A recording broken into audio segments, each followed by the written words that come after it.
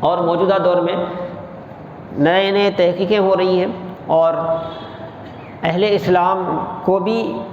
ایک اللہ پاک نے شوق عطا فرمایا ہے۔ ایک عربی عالم نے کیا ہے کتاب لکھی، اور ان کا خصوصی طور پہ ان کی کتابوں کا مضمون کیا ہوتا ہے، سائنسی اور طبی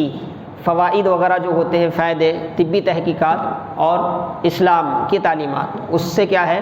دونوں کا مقابلہ کرنا، مناظرہ کر کے بتانا، دونوں کو کیا ہے موازنہ کر کے بتانا کہ دیکھیں آج سائنس یہ بول رہی ہے اور برسوں پہلے ہمارے مذہب میں یہ تعلیم ہے۔ تو ان کی تحقیق میں انہوں نے ایک بات یہ بھی لکھی ہے کہ عام طور پر انسان کو ہارٹ اٹیک ہوتا ہے، دل پر حملہ ہوتا ہے جسے ہارٹ اٹیک کہتے ہیں انگریزی میں، اور دل پر جب دباؤ پڑتا ہے خون کے دباؤ سے ہارٹ اٹیک ہوتا ہے، دل پر کیا ہے جو دباؤ پڑتا ہے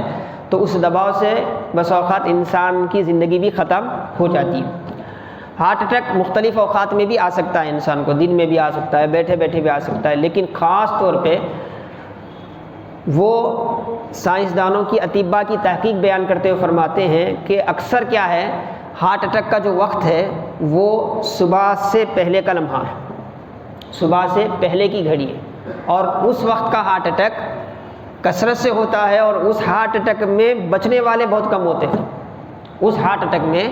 بچنے والے بہت کم ہوتے ہیں۔ اس وقت جو دباؤ پڑتا ہے دل پر، چونکہ انسان سو گیا ہوتا ہے، اس کے سارے اعضاء ہے نا، اس کا جو سسٹم ہے وہ سارا سسٹم ہے نا اپنا کام چھوڑ دیتا، راحت، ہر سسٹم اس وقت کیا ہے راحت لیتا ہے،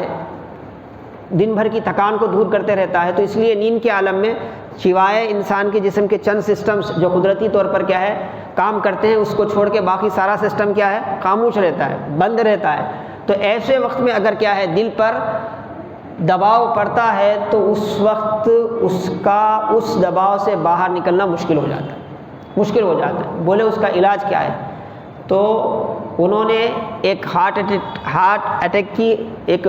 اسپیشل اس کے حوالے سے انہوں نے بیان فرمایا کہ وہاں مریضوں کا علاج کیسے کیا جاتا ہے۔ تو ان کو سب سے پہلے ہے نا عین 4-5 بجے کے وقت جگہ دیا جاتا ہے، عین 4 اور 5 بجے کے درمیان کیا ہے جگہ دیا جاتا ہے، اور ڈاکٹروں کا کہنا یہ ہے کہ اس وقت اگر آدمی جاگتا رہا تو اس وقت ہارٹ اٹیک اگر ہو بھی گیا تو اس کا نقصان جان لیوا بہت کم ہوتا ہے، اس کا نقصان جان لیوا بہت کم۔ آج تحقیق کر رہی ہے سائنس، ہمارا رب 1400 سال پہلے اپنے حبیب کے ذریعے ہمیں سمجھا رہا ہے کہ بھئی یہ گھڑی اٹھو،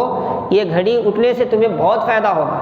دنیا کا تو ہوگا ہی، آخرت کا بے انتہا فائدہ۔ سب سے بڑا فائدہ یہ ہے کہ میں نوازنے کی طرف متوجہ رہوں گا، میری نوازشوں کے کرم کے دروازے کھل گئے ہوں گے، اور ایسے وقت کیا ہے تم متوجہ ہو کر مجھ سے مانگو، مجھ سے کیا مانگنا ہے مانگو، کیا لینا ہے لے لو۔